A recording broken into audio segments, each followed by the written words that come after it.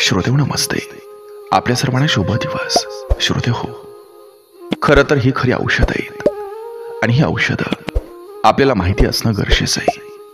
व्यायाम, योग, प्राणायाम आणि ध्यान हे अतिशय उत्तम औषध आहे. सकाळ संध्याकाळ चालणं हे औषध आहे. उपवास हे सुद्धा औषध आहे. संगीत ऐकणं हे औषध आहे. आपलं छंद जोपासणं हेही औषध आहे. कुटुंबासोबत जेवण करणं हे चांगलं औषध आहे. हसणं आणि विनोद करणं हेही औषध आहे. गाढ झोप येणं हे अतिउत्तम औषध आहे. सर्वांशी मिळून वागणं हे सुद्धा औषध आहे. आनंदी राहण्याचा निर्णय घेणं हेही औषध आहे. मनातील सकारात्मकता हेही औषध आहे. सर्वांचं भलं व्हावं हा विचार करणं हेही औषध आहे. इतरांसाठी प्रार्थना हे पण औषध आहे. मौन हे अतिउत्तम औषध आहे. तर प्रेम हेही औषध आहे. मनशांती हे पण औषध आहे. आणि सगळ्यात महत्वाचं गोष्ट ते म्हणजे आश्चर्याची गोष्ट, ही सगळी औषधं अगदी पूर्णपणे मोफत आहेत. आणि चांगला मित्र हे एक मेडिकल स्टोअर आहे.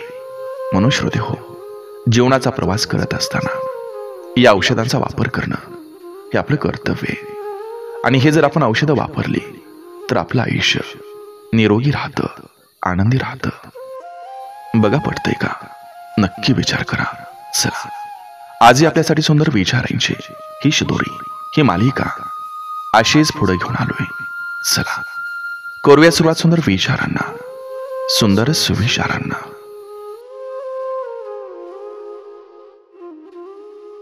खूप कमी माणसं असतात जी आपलं ऐकूनही घेतात, समजूनही घेतात, समजूनही सांगतात.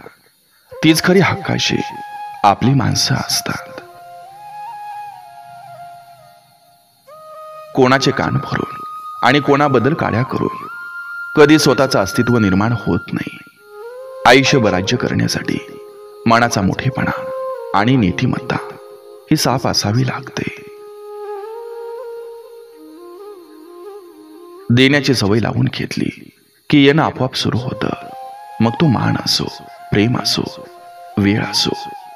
ज्यांच्याशी बोलताना आनंद दुप्पट होतो आणि दुःख अर्ध होतं, तेच माणसं आपली असतात.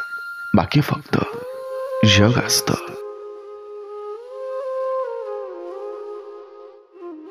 कधी कधी शांत राहणं हे समोरच्याच्या नकळत मारलेली कानफटीत असते.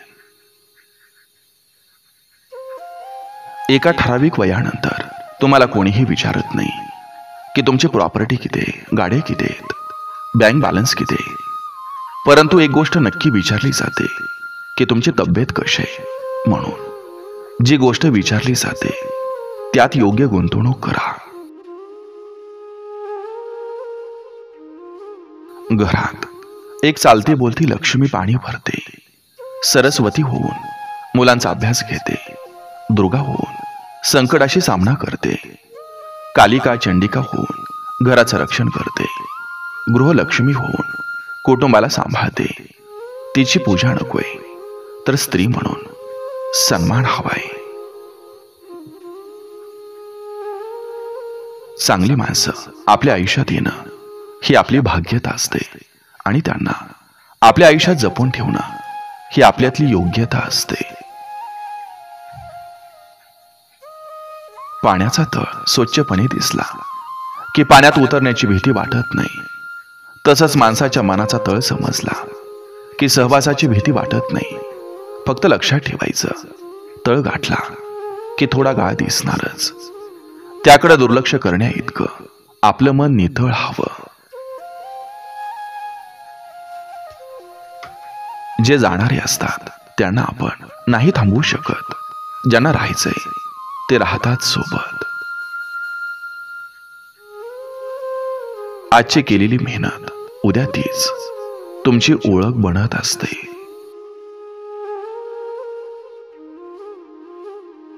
आयुष्य जसं जसं पुढं जातं तसं खूप काही बदलतं. परिस्थिती, माणसं, अपेक्षा, स्वभाव सगळंच बदलत राहतं.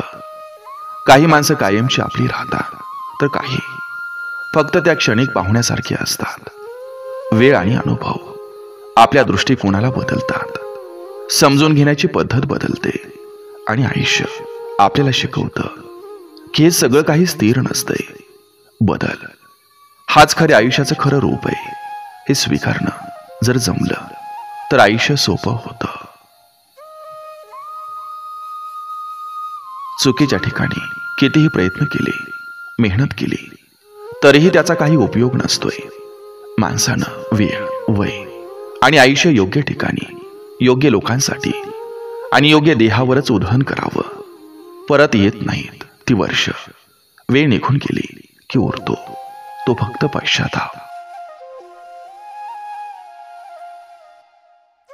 रूप हरवतं पण खरं प्रेम कायम राहतं. स्वतःचं महत्व ओळखा. ज्यांना तुमची किंमत नाही त्यांच्यासाठी स्वतःला थकवू नका. कारण जे मनापासून आपले असतात ते कधीच तुम्हाला सिद्ध करायला लावत नाहीत. जी व्यक्ती प्रेमाला योग्य प्रकारे निभावू शकते त्या व्यक्तीला आयुष्यात कधी प्रेम मिळतच नाही. मिळतात त्या मानसिक वेदना, हरवलेली झोप, जीव घेणं एकटेपण आणि विचारांमध्ये भरकटलेलं मन, जे फक्त आणि फक्त आपल्या आवडत्या व्यक्तीला सगळीकडे शोधत असतं, पण मिळतो तो फक्त एकांत. जसे आहात तसे जगासमोर सादर व्हा. कारण ओरिजिनलला नेहमी डुप्लिकेट पेक्षा जास्त किंमत असते.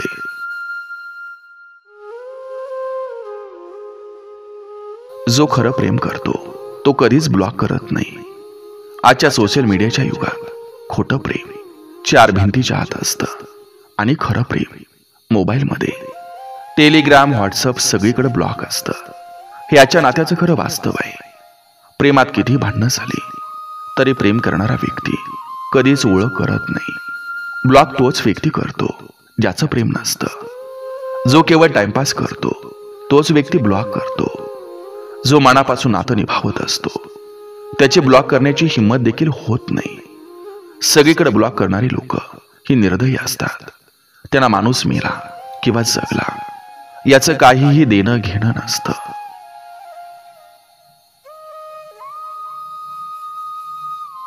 लग्न करण्याआधी 100 वेळा विचार करा, पारखा, खात्री करा.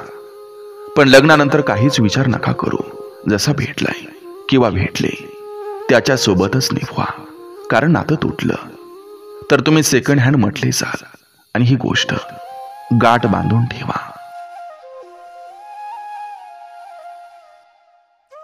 आई बापाने गरिबी आणि शिक्षणाच्या अनुभवाचं दुःख हे पाहिलेलं असतंय.